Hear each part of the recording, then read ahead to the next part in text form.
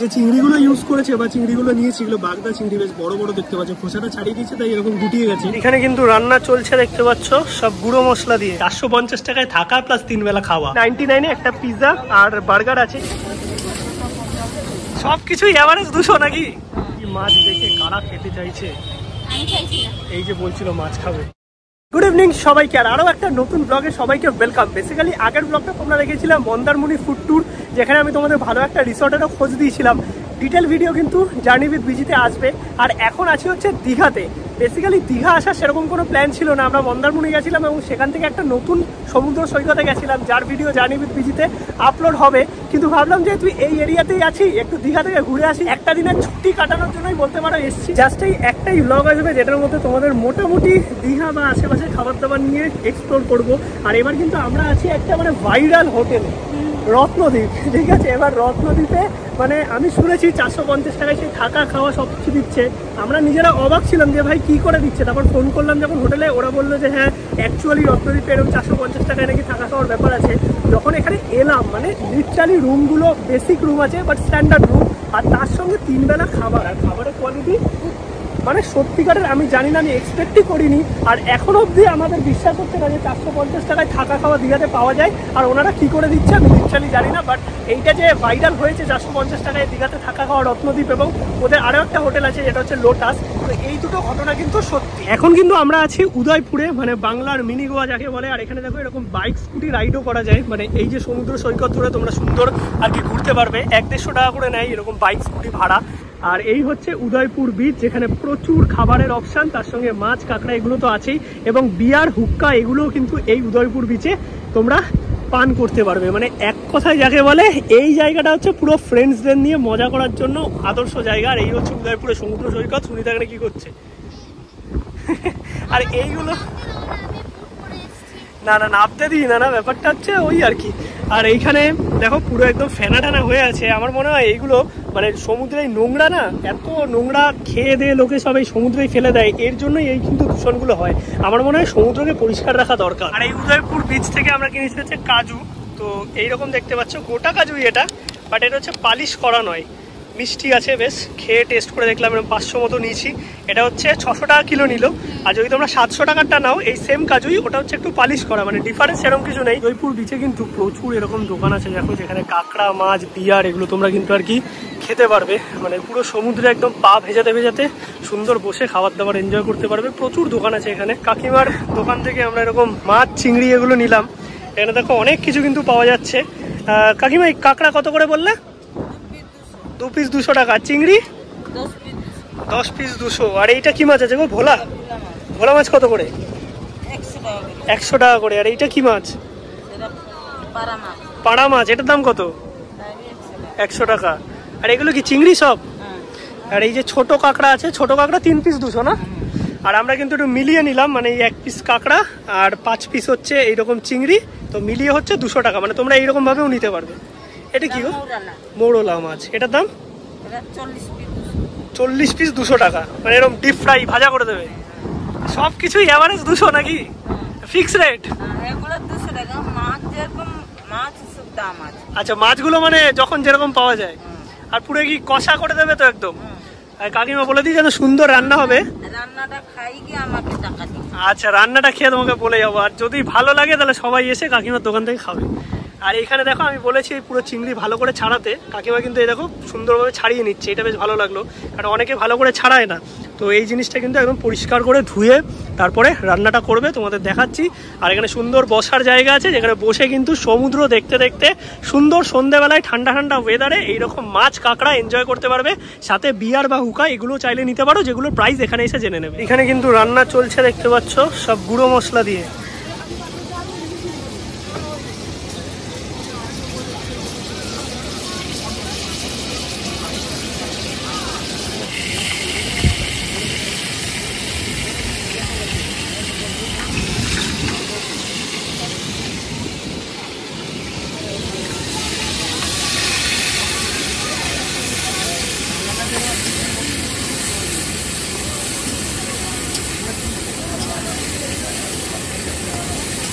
পুরো একদম কষা করে রান্না হচ্ছে, মানে ইনস্ট্যান্ট সব মশলা দিয়ে।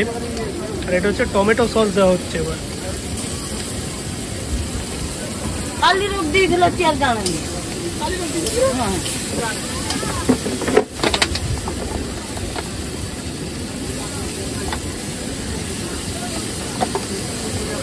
গন্ধটা কিন্তু সেই বেরোচ্ছে একদম, সত্যিকারের রান্না কিন্তু হেভি লাগবে মনে হচ্ছে। যা মানে কাকিমা বলেছিল একবার রান্নাটা খেয়ে দেখো, এখানে কালারটা দেখো, মানে কালার তো দেখলে বোঝা যায় রান্না কেমন হবে। এমনি কটা অবধি দোকান খোলা থাকে এখানে?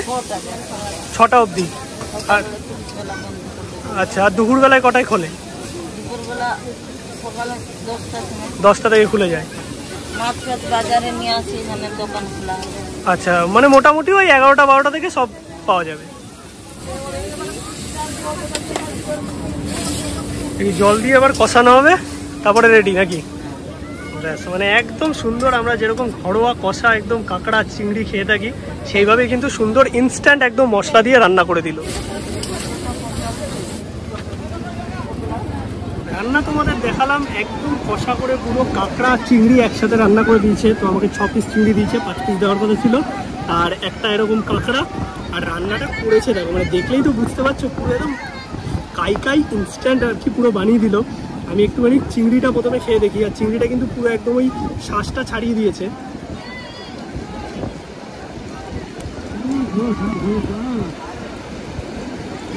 ফ্যান্টাস্টিক রান্না হয়েছে, দারুণ, সত্যিকারের পারফেক্ট ঝাল, একদম মশলাদার, এটা দুর্দান্ত লাগছে। মানে এরকম সমুদ্র উপভোগ করতে করতে জাস্ট কাঁকড়া চিংড়ি এগুলো জমে যাবে। যে চিংড়িগুলো ইউজ করেছে বা চিংড়িগুলো নিয়েছে, এগুলো বাগদা চিংড়ি, বেশ বড় বড় দেখতে পাচ্ছে, খোসাটা ছাড়িয়ে দিয়েছে তাই এরকম গুটিয়ে গেছে, বাট খেতে ভালো। আর কাঁকড়াটাও কিন্তু বেশ বড় সাইজের কাঁকড়া। কাঁকড়াগুলো আস্তে আস্তে ধরে ধরে খেতে হবে, বাট রান্নাটা যে করেছে না সত্যি একদম অসাধারণ করেছে। কাঁকড়া হচ্ছে এখন সময় নিয়ে খেতে হবে, বাট তোমরা কিন্তু চাইলেও কাঁকড়া আর চিংড়ি মিক্স করেও নিতে পারবে, দাম ওই একই 200 টাকাই পড়বে। জয়পুর থেকে বেরোনোর পথে এরকম একটা কুলফির দোকান পেলাম, সেখান থেকে নিলাম হচ্ছে কি কাজু রাবড়ি মাসি বললো, কাজু ক্ষীর 35 টাকা, ভালো খেতে, 20 টাকা থেকে শুরু, 90 টাকা অবধি আছে। জয়পুরে কিন্তু কিছুক্ষণ সময় আমরা কাটালাম, এখন যাচ্ছি সামনের দিকে। মানে এই যে ব্রিজ বরাবর সুন্দর কিন্তু দেখো রাস্তা করা আছে, এই রাস্তা ধরে তোমরা একদম নিউ দীঘা হয়ে ওল্ড দীঘা পৌঁছে যেতে পারবে, মাঝে পড়বে ঢেউসাগর, আরও অনেক কটা পার্ক হয়েছে। বাট একটা জিনিস দেখলাম, এইবার দেখো এই ঝাউবনগুলো অনেক বেশি ফাঁকা ফাঁকা লাগছে। আগের বারও যখন এসেছিলাম, মানে প্রায় অনেক দিন আগেই হয়ে গেছে, অনেক মাসই হয়েছে, তো তখন অনেক মানে ভরা ছিল এই জায়গাটা, এখন ফাঁকা ফাঁকা লাগছে। তার মধ্যে সমুদ্রে তো সুন্দর হাওয়া আছে। আর যারা আমার journey with visited south India series দেখেছো, সেখানে কন্যাকুমারী অথবা আমরা যে গেছিলাম হচ্ছে রামেশ্বরমের দিকে, ওইখানে যে সমুদ্র ছিল না, মানে সমুদ্রের রঙই আলাদা, পুরো নীল হালকা সবুজ সবুজ। আর এইখানে সমুদ্রের রং দেখো, মানে পুরো একদম ধূসর কালারে। এখানেও কিন্তু বে অফ বেঙ্গল, তোমরা যদি কেউ কন্যাকুমারী গিয়ে থাকো সেখানে দেখবে যে একপাশে বে অফ বেঙ্গল, একপাশে অ্যারাবিয়ান সি, আর সোজাসুজি হচ্ছে পুরো ভারত মহাসাগর। ধনুষকোটি গেলেও সেখানে একদিকে অ্যারাবিয়ান সি আর একদিকে হচ্ছে ভারত মহাসাগরের পাশ। সেখানে কিন্তু বে অফ বেঙ্গল কি পরিষ্কার, মানে কেউ গেলে বুঝতে পারবে। বা আমার সিরিজগুলো জার্নি উইথ ভিজিতে আপলোড আছে, টোটাল সাউথ ইন্ডিয়া সিরিজ, সেখানে তোমরা দেখতে পারবে। মানে পরিষ্কার, মানে পুরো নিচে সমুদ্রটা একদম কি আছে দেখতে পারবে। কম্পান ব্রিজ, মানে ব্রিজের ওপর থেকে সমুদ্রের নিচে পুরো একদম পাথর শেওলা দেখা যায়, এতটা পরিষ্কার। আর এইখানে সমুদ্র এইরকম যেন সত্যি বুঝি না, মানে দীঘার সমুদ্র আস্তে আস্তে ওই নীল ব্যাপারটা আমার মনে হয় যে চলে যাচ্ছে।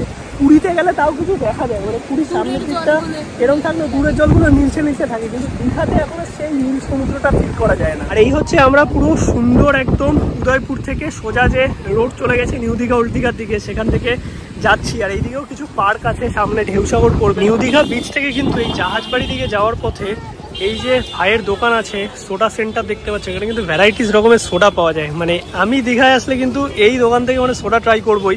তো এখানে ভাই সোডা বানাচ্ছে সুন্দর। এখন দাম কি আছে গো? 20 টাকা করে সোডা। আর যদি কেউ জল দিয়ে নেয় নর্মাল 10 টাকা। আর এখানে তো মনে হয় অনেক কিছু রেখেছো, এখন এই মজিটো পাওয়া যাচ্ছে, এগুলো কত করে? 30 টাকা মকটেল মজিটো। আচ্ছা, মকটেল জানেবে 30 টাকা। আরে একদম কিন্তু রিজনেবল প্রাইসে মানে ভাইয়ের দোকানে পাওয়া যাচ্ছে। তোমরা যদি কেউ আর কি খেতে চাও এইখানে আসতে পারো। দুইটাই কিন্তু ঠান্ডা ঠান্ডা একদম দারুণ। আর মজিটো আছে, বিভিন্ন রকম মকটেল আছে, সেগুলো হচ্ছে মাত্র 30 টাকা। মানে এই জাহাজবাড়ি যাওয়ার পথে বা বলতে পারো জাহাজবাড়ি থেকে বিচ যাওয়ার পথে এই ভাইয়ের দোকানে কিন্তু তোমরা এই ড্রিঙ্কস ট্রাই করতে পারো, সত্যি দারুণ। গরমের মধ্যে একদম ঠান্ডা ঠান্ডা ব্যাপার। দীঘাতে শুধু ভিড়টা দেখো, মানে কত মানুষ। শীত গ্রীষ্ম বর্ষা দীঘাই হচ্ছে আমাদের ভরসা, মানে গরম হোক বা ঠান্ডা বা বর্ষা দীঘাতে আসতেই হবে। আর এইদিকে দেখো প্রচুর খাবারের দোকান আছে চারিদিকে, তোমরা সি ফুড থেকে শুরু করে বিভিন্ন ধরনের খাবারও পেয়ে যাবে, সাথে শপিং এর অপশন আছে। এইদিকে পেয়ার ইউজ টয়লেট আছে, মানে সব কিছু মিলিয়ে সন্ধ্যেবেলার দীঘা কিন্তু পুরো জমজমাট। ওল্ড দীঘা এসে কিন্তু বিগ শপ পিৎজা থেকে নিয়ে নিলাম হচ্ছে এরকম পিৎজা, যেখানে ননভেজ একটা পিৎজা আছে, সাথে একটা বার্গার আছে। এর দাম নিয়েছে আমার টোটাল হচ্ছে 145 টাকা। বেসিক্যালি 99-এ একটা পিৎজা আর বার্গার আছে, এটা ভেজ, আর 39 রুপিস অ্যাড হবে, সেটা হচ্ছে ননভেজ করলে প্লাস 5% জিএসটি।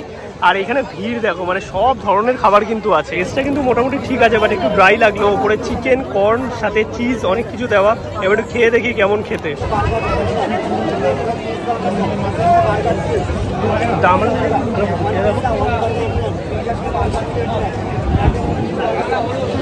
পিস দেওয়া, মানে একদম কম দামে, বেশ ভালো একটা ব্যাপার। এখন আছি ওল্ড দীঘাতে, আর এরকম মাটির ভাড়ে সুন্দর চা খাচ্ছি। এই যে ওল্ড দীঘায় যেখান থেকে আর কি সমুদ্রের দিকে যায়, এই সামনের দোকানটাতে বেশ ভালো চা করে। আর এই দিকে ওল্ড দীঘাতে মাছ ভাজার অবস্থা দেখো, তোমাদের দেখাতে পাচ্ছি না, এই দাদারা ঢেকে দিয়েছে।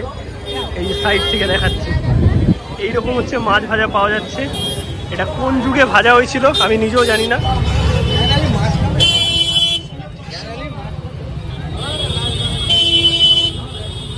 এই হচ্ছে মাছ।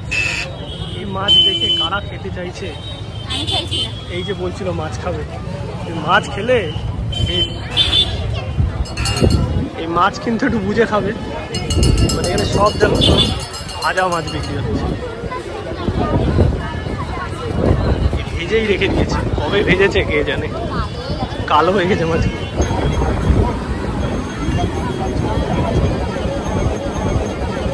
এখন কিন্তু রুমে চলে এসেছি, আর আসার সময় বাইরে বিক্রি হচ্ছিল এরকম পেঁয়াজি, তার সঙ্গে মুড়ি আছে, আর এদিকে হচ্ছে ডিমের চপ, আলুর চপ। তো এই দিয়ে সন্ধ্যেবেলা একটু খাওয়া দাওয়া করবো। মানে বাইরে টুকটা খাওয়া হয়েছে, কিন্তু চপটা বেশ গরম গরম ভাজছিল, নিয়ে চলে আসলাম। আর এখন মোটামুটি 9টা মতো বাজে, 10:30 নাগাদ ডিনার করবো। আর ডিনার তো হোটেলেই করবো, যেহেতু রত্নদ্বীপে আছি।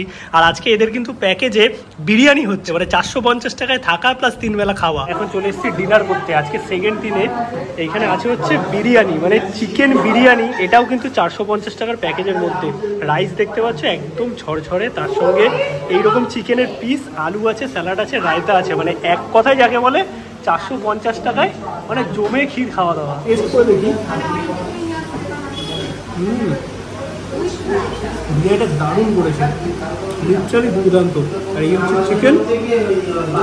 বিরিয়ানির চিকেন কিন্তু আনলিমিটেড নয়, রাইস আনলিমিটেড, আলু আনলিমিটেড। আর এই প্রাইসের মধ্যে লিটারালি দুর্দান্ত। আর এরা কিন্তু তাড়াতাড়ি দীঘাতে একটা বিরিয়ানি আউটলেটও খুলছে। মানে এইটা হচ্ছে ভেতরে ইনফরমেশান দিলাম, খুললে তখন দেখাবো। আমাকে তো বেস্ট পিস দিয়েছে, বা সুনিতায় কিন্তু ভালোবেসে সুন্দর একটা লেগ পিস দিয়ে গেছে। আর লেগ পিস মানে বুঝতে পারছে একদম ধরলেই খুলে আসবে মাখনের মতো। মানে সব দিক থেকে দেখলে সুনিতার কাছে একটা ঝামসা আলুও আছে, এটা একটু বেশি বড় আলু। বিরিয়ানিটা যেরকম দেখতে হচ্ছে সেরকম গন্ধ, আর খেতে লিটারালি দারুণ। তো ভাই দীঘা থেকে তো ফিরে গেছি, মানে এই জাস্ট কিছুক্ষণ আগেই আমরা ব্যাক করলাম। আর একটা দিনে জাস্ট ছোট্ট কিছু এক্সপিরিয়েন্স তোমাদের সাথে শেয়ার করেছি, সেরকম ডেডিকেটেড ভিডিও বানানোর প্ল্যানে যাইনি। ওভারঅল ব্লগটা যদি ভালো লাগে অবশ্যই একটা লাইক করো, ভিডিওটা খুব শেয়ার করো। আর তার সঙ্গে কলকাতার কন্টেন্ট তো আসবেই, যেহেতু এখন চারিদিকে ভোটের একটা ব্যাপার চলছে না, মানে কখন কী ভিডিও করতে পারবো না করতে পারবো মানে বুঝতেও পারছি না।